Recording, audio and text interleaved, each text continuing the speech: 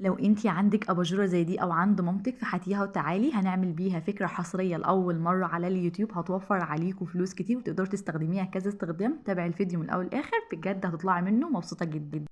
ازيكم عاملين ايه؟ يا رب تكونوا كلكم بخير وصحة وسعادة وراحة بال وطمأنينة، اللهم امين يا رب العالمين. لو انت عندك اباجورة زي دي او عند مامتك او عند اختك او اي حد من قرايبك، عايزة اقولك انك عندك كنز هتوفر عليكي فلوس كتير، فهاتيها وتعالي هنعمل بيها فكرة حصرية لأول مرة على اليوتيوب، تقدروا كمان انك تستخدميها كذا استخدام.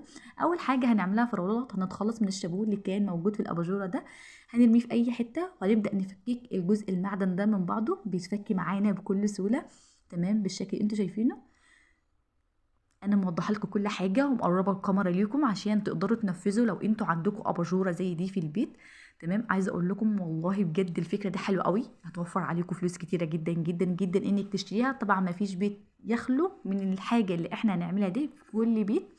طبعا كده احنا فككنا الاجزاء المعدن من بعضها، فكان عندي الجزء المعدن كله بتاع الاباجوره ده مقشر، فانا جبت هنا سلكه وبدات اصنفر الاجزاء المعدن دي، استنفرت معايا بكل سهوله. لو انتي عندك صنفرة تقدري تستخدمي صنفرة عادي، وهنبدأ نركب الأجزاء المعدن بالشكل اللي انتوا شايفينه، عكس عكاز بقى، عكس ما كانت متركبة، بتتركب بكل سهولة وبتتربط معانا بكل سهولة وعملية جدا جدا تمام. زي ما انتوا شايفين انا موضحه لكم كل حاجه بالتفصيل، انا هنا ربطت خلاص المسامير وظبطت كل الاجزاء المعدن بالشكل اللي انتوا شايفينه. هنحتاج بقى لكيس قديم عندنا او اي كرتونه، وهنحتاج بقى لدهان او سبراي. انا كان متوفر عندي هنا الدهان لكين نص لمعه، اللون الاسود اللي انا كنت دهنه بيه الترابيزه لو انتوا كنتم متابعين الفيديوهات بتاعه الدهان.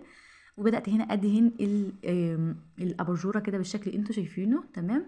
دهنته كده خلاص، فهحطه في جو كده يكون جيد التهويه عشان تبدا تنشف. قعدت معايا يوم كامل لان ما كانش عندي بنزين عشان يخلي الدهان ينشف بسرعه. وده كده بعد ما نشفت معانا تقدروا تستخدميها كفازه تمام بالشكل اللي انتوا هتشوفوه قدامكم.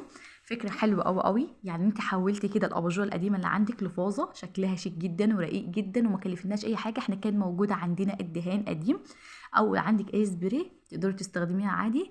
الفكره بقى التانية ان احنا هنعملها مبخره اللي هي اليدو دي، ونحركها في اي مكان احنا عاوزينه، تشتغل بالفحم بالشكل اللي انتوا شايفينه. اتمنى ان الفكره تكون عجبتكم. ما تنسيش تعملي اللايك والشير والسبسكرايب عشان يوصلكم مني كل جديد، وبجد الفكره حلوه قوي وما كلفتناش اي حاجه، صفر تكلفه.